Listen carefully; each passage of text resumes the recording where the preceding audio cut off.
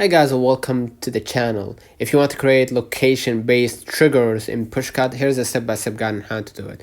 Go ahead to the triggers at the bottom, and you can see right here the list is empty. Go ahead and click Add Triggers, and select the notifications from the top. Which notification section you want to add?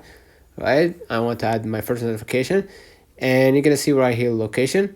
I'm gonna see right here if I want to set it for location or time. I can set it weekly or daily.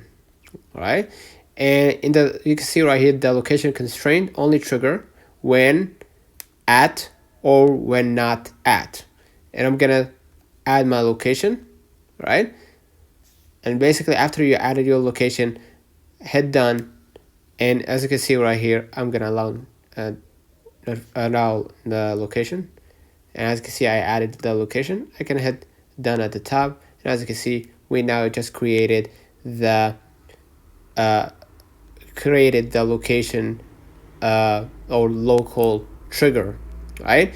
So as you can see right here, Pushcut currently does not have permission to always access your location. If you'd like to use triggers based on location or beacon proximity, make sure you change your settings to enable this feature, right? By going back to your screen and then go ahead to the settings. You can scroll a little bit down if you want, right? Privacy and security, and you're gonna see right here the location services, right?